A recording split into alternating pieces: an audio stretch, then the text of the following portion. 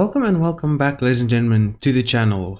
Today is a bit of a different video. I am doing it's going to be a series, but this is meant for new players or returning players that want to do legendary, but you're not quite sure what builds to use or how the legendaries go. So this video, I'm going to give 3 recommendations of 3 different builds for legendary that are simple, easy to use, and relatively simple to put together as well. And then in the next following 3 videos over the next few weeks, I will be doing a video on each legendary, running you through each legendary, and just showing you the ins and outs, nitty gritties for those of you who are returning and just want a refresher, or if you're new and have never done it before, for you. So that's also going to serve as the showcase of these builds. I will be showing you what they are here, and then each legendary I'll be using one of the 3 builds that I've shown. If you do enjoy it, if you find it useful, please be sure to hit the like button, and do me a favor, hit the subscribe button. I'm heading to monetization, so I would really appreciate the help. Anyway, without further ado, the first build we are looking at is going to be a DPS build. Now, if you've spent any amount of time on YouTube, you probably know about a Striker's build. This is my take on it. It's decent solo. It's decent with people or with a group. In Legendary specifically, the Memento backpack kill build stacks. A lot of people say it's not worth it to run a Memento, but it is. Anyway, up top we're starting with is going to be the specialization, which we are going with the gunner specialization, mainly for the regenerating of ammo. The quicker fire rate does chew through ammo quite fast. Other than that, the extra fire rate on kill is nice, but other than that, no real other reason to go with specifically gunner. So yeah, basically per preference, but you may run out of ammo. Then, before we get into the weapon specs and builds, I do have a shade watch of over 1000. When you get 1000, you do get all your all these boxes filled, which does give you a weapon damage crit chance. This gives 10% crit chance, and then this gives 10% crit damage. So if your numbers are a bit off or different from mine, know that this is that. But don't be too concerned with this. It's 10%. You'll get there someday. Then, starting with the weapons, we are running the St. Elmo's engine. Relatively important because of the crit chance that it gives you with its mods, which the mods are a 20% crit hit damage, 30 rounds extra magazine, 20% weapon handling, and then 20% crit hit chance. Other than that, for the rolls, we have assault rifle, assault rifle damage, health damage, and damage to targets out of cover. Secondary, we are running the lefty. Now, if you do not have the lefty, any ACS will work. The rock and roll is also decent because it has an increased mag size. This just helps boost how quickly you get stacks on your strikers, because how shotguns works in stacking with either strikers or even Heartbreaker is each pellet is counted as a separate entity of damage. So each pellet gives you a stack instead of a assault rifle, which just gives you 1 stack per bullet. Sidearm doesn't matter, whichever one you prefer. Honestly, I don't have it on this character, but if you can get a card TDI custom just to take it out and then have 2 skill tiers between the Memento and the card TDI custom for your skills to work a bit more efficiently, that would be optimal, I guess you could say. But sidearm generally doesn't matter. Then into the gear pieces you have equipped. Now we have 4 pieces of striker. It's the only time I'm going to mention these strikers. But striker gives 2 piece, gives us 15% weapon handling, 15% rate of fire on 3 piece, and 4 piece gives us weapon hits, increased total weapon damage by 0.6%, stacking up to 100. 1 stack lost per second between 0 and 50, and then 2 stacks lost between 50 and 100. I am not running the backpack or the chest piece, so this is the only stat you will be getting from Striker. You don't have talents that increase anything over here. As for the rolls, we are rolling. I have a core attribute of weapon damage, a crit chance attribute, and then a crit damage mod. For the gloves, we are running weapon damage and a crit chance as well. For the knee pads on strikers, we have weapon damage and crit chance. And for the holster on strikers, we have crit chance and weapon damage as well. The last two pieces of our gear, we have our second exotic, our gear piece, we have the Memento backpack, giving us a weapon damage core, a armor core, and a skill tier with a crit hit damage mod. Kill confirmed is the talent, saying killing enemies drops a trophy. On death, collecting trophies provide both a long-term and short-term buff. The first of which scales with the number of core attributes equipped and lasts 10 seconds. So when you kill them, you pick up a trophy, and depending on the quantity of blue, red, or blue, red, or yellow cores, you get 5% weapon damage per trophy, per armor, or per trophy pickup per red core you have. So we have 6 red cores, giving us a total of brain's not working, 60, 30, giving us a total of 30% weapon damage on pickup. And then the extended, the long-term buff that you get is for every trophy collection, gain an additional 1% weapon damage and 1% efficiency, skill efficiency, and 0.1% armor regeneration, max stacks of 30. So in total, if you reach the max stack, you get 30% weapon damage from the long-term buff, and you can get another 30% from the initial trophy pickup, which lasts, like they said, 10 seconds. Then the last piece of gear we are looking at, I am running Fenris. If you aren't level 1000, you're still missing some crit hit chance. A Grupo Sombra chest piece works perfectly well. Or is it Cheska? Sorry. Never mind. It's Cheska. A Cheska armor piece works very well for a bit of extra crit hit chance. Grupo Sombra gives you 10% crit hit damage, so you can cycle in between either which way you so wish. I'm running Fenris with a weapon damage roll, and then attribute is crit chance, crit damage with a 10 or with a crit damage mod. Talents we are running is Obliterate. Critical hits increase total weapon damage by 1% for 10 seconds, stacks up to 25. So it's 25%. It's a 25% weapon damage. If I was running this on my own terms, instead of running Obliterate, I prefer Glass Cannon, although you are very squishy. Consider yourself warned in that. For skills, I'm running Reviver Hive. It's just always useful to have.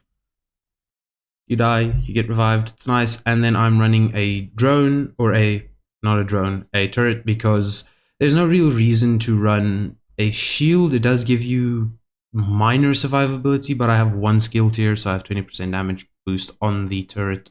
So it's not completely useless, and it works as an additional target for enemies to focus on. That's the damage build. So I'm just going to hop over to my skill character, and then I'll show you the skill build, and then I have a tank build after that. Okay, for the skill build, we are looking at the Technician skill tree.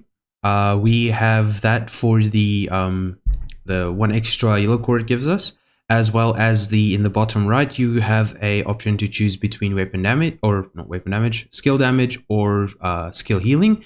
We have skill healing or skill damage rolled for this build specifically. Then for our weapons, the first exotic we are running is the capacitor. You get the capacitor in the summit for completing. I believe it's just for completing floors, floor 100, I believe. If you don't have it, if you do, all the better. The capacitors rolls that we have on is an assault rifle, damage to armor, damage to health. And then the talent is just capacitance. Shooting enemies build stacks to a cap of 40. Each stack runs 1.5% of weapon damage for 5 seconds. Stacks decay at 1 per second. After 5 seconds, stacks decay 1 per second. So if you just pop up, shoot 1 bullet every 5 seconds, your stacks don't decay. Additionally, you get 7.5% weapon damage per yellow skill tier you have. We have, like I said, 6. Then for our secondary weapon, in case we run out of ammo, because it happens, we have a Resolute MK47. I just like it as a rifle. Yeah, it's not a sniper rifle, just as a normal rifle. I haven't really focused on getting a proper talent because this weapon doesn't matter as long as it isn't a assault rifle, because you want a second type of weapon just in case you run out of ammo. I've rolled it with Insync. Hitting an enemy grants 15% skill damage, and using a skill or damaging an enemy with a using a non-shield skill or damaging an enemy with a skill grants you 15% weapon damage. For 5 seconds, and then those buffs are doubled if both are active at the same time. So then you get 30% skill damage and weapon damage increase there. Sidearm, once again, don't really care about it. There's no reason to. For the mask, or for the first brand set, I can say we have Empress International. We have 3-piece. The first piece of Empress International we have is the mask with 10% skill health, 10% skill damage, and 10% skill efficiency. Skill tier rolled, skill haste, skill damage, and a skill haste mod. The second piece of Empress International we have is the gloves, which we have a weapon damage core rolled here. You can roll it on any one of the others, but we are getting 1 additional yellow from the specialization. So specialist thing, the technician skill tree. We are getting the 1 yellow there, so we have a chance to roll 1 red. It's just nice, a nice extra little bit of damage. Skill haste, skill damage rolled in attributes. The last piece of Empress International we have is the knees, giving us a skill damage and skill haste rolled there. Our exotic we have for the day is the waveform holster. Skill haste, skill damage rolled with a skill tier as an attribute or core attribute. The talent for this exotic states alternating current to generate stacks of 3% skill damage on 1 skill per second, capping out at 10. After 10 seconds at the cap, the stack transfers to the other skill, and this process just repeats continuously. So you get 30% skill damage on 1 skill or the other skill, and that just cycles throughout combat. Then we have 2-piece Hana Yu, although the one is a named item, which is the backpack. We have the force multiplier.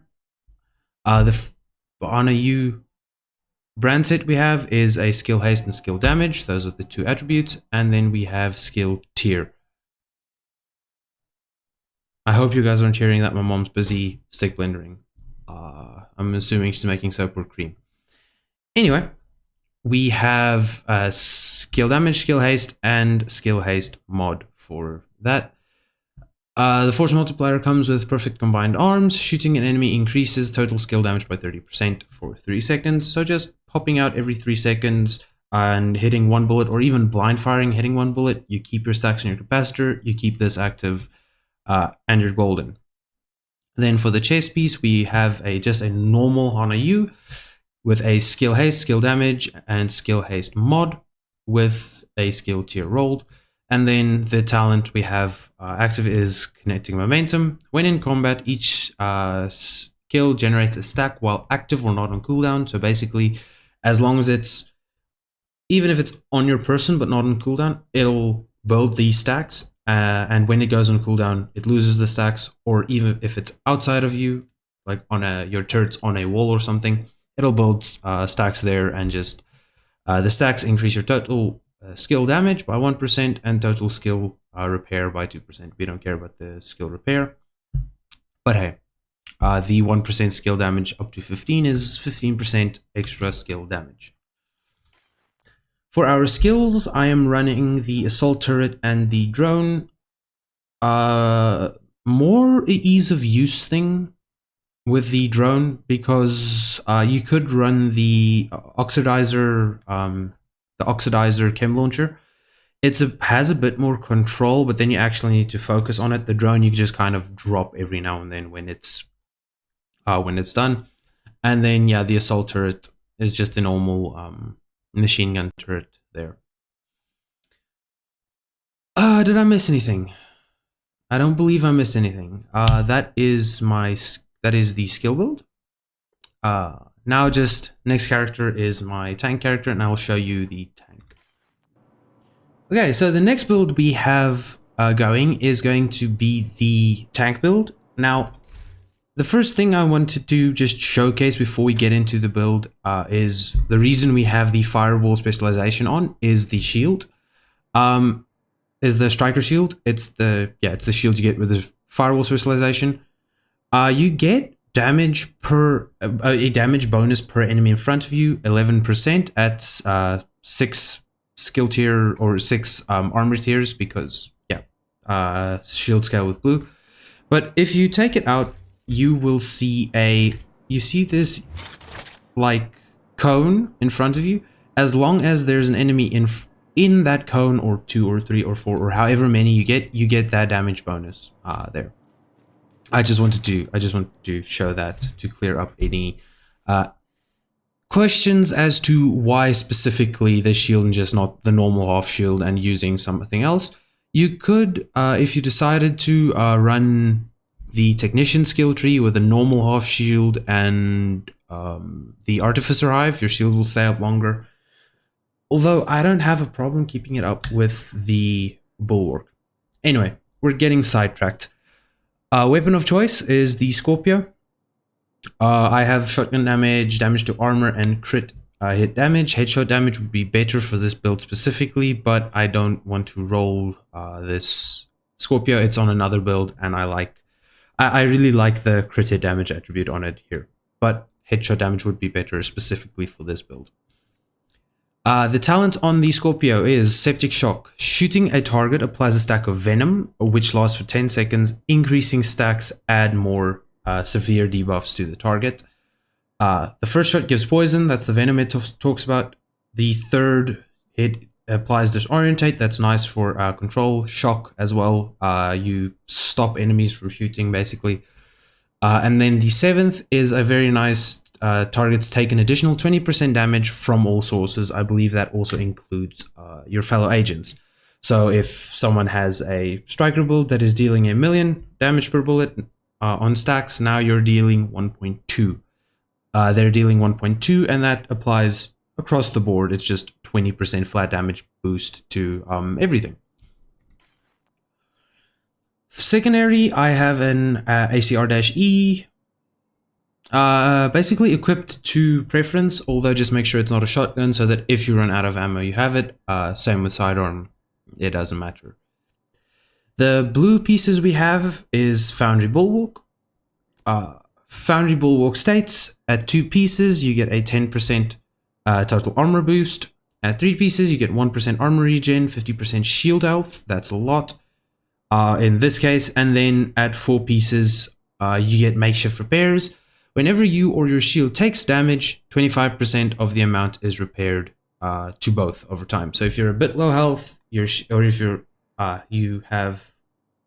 you've taken damage and you don't have as much armor, your shield takes damage, you heal 25% of that damage.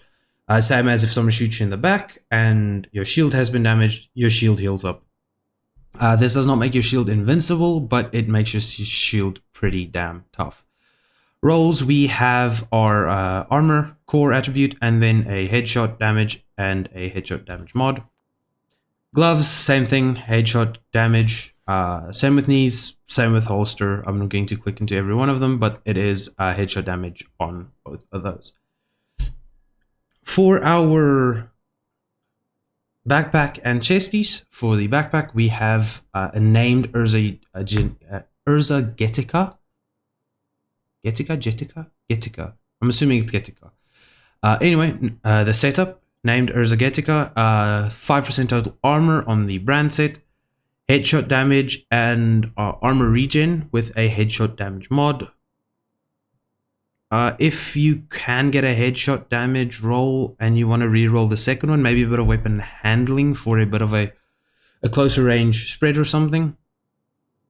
But yeah, that's it. And then the perfect opportunistic talent for the named piece. Enemies you hit take 15% more damage from all sources for 5 seconds using marksman rifle or shotgun weapons only. So basically you are giving your friends at a time 15 to 30% damage boost. At any point of time, you'll be giving them at the very minimum of 15 if you don't give them a 35% damage boost. Then we are helping our friends survive a bit longer. We have the Pointman, which is a Gilligard, another 5% total armor. That stacks us up to 2.1 million. The quantity is important because of the talent, but the rolls is also a armor regen, headshot damage, and then a headshot damage mod. The talent is Perfect Vanguard. Deploying a shield makes it invulnerable for 5 seconds. Once again, very good reason as to why. A very good reason as to why your shield is very tough. And grants 50% of your armor as bonus armor to all other allies. That cooldown is every 25 seconds. So at any given point, your allies will not have your bonus for 5 seconds. You're just going to need to take out your shield, put it back away, take it out, put it back away, take it out, put it back away. So that's the only thing with this build that gets a bit technical. It's just the shield juggling. But a lot of people like running 1.5 million armor on damage builds. Now they don't need to. You're giving them 1 million armor just as bonus armor. For the skills, yeah, we covered the shield. We just have the reflector drone. Yeah, it helps if you're out of cover or out of position and you just need to quickly get to cover while taking a little less damage. Just pop this and you get a 21% damage reduction. If you've got this expertise, it gets insane. But yeah, I have it at 3%. I don't have it up to 40 or whatever expertise level is. But yeah, those are the 3 builds that I do recommend for legendary. There are certain legendaries where I would not recommend them. Maybe we should cover them just real quickly. The strongholds you get are your legendaries. So there is the District Union Arena. Then we have Capital Building. We have this week's legendary, which is Tidal Basin. And then we have Rosenwald Island. Those are our 3. Manning Zoo, I believe you can... I can't remember now off the top of my head, but I believe Manning Zoo you can also play on legendary. I'm not sure if that is a weekly legendary or not. We'll find out through the cycle. I just don't recall correctly now. But those are your legendaries. Now you're gonna need, as we play through them, you'll see some of the builds are less recommended. Like the tank build, you're running a shotgun, so Capitol Hill is definitely not recommended because the first and last part are relatively long range. But if you decide to build all 3 of these builds and just throw them on one character, you can cycle through them through a raid as you go. I don't have them on each character. I'm not moving them to a different character. I'm just going to roll with it and we'll use whatever build we are using at each specific point. But yeah, that's the video. I hope you guys enjoyed. And yeah, if you do find it helpful, if you do find it meaningful in any way, Please be sure to leave me a like, and yeah, like I said in the beginning, do me a favor, hit the subscribe button. We're on our way to the 1,000 subscriber mark so that I can get monetized.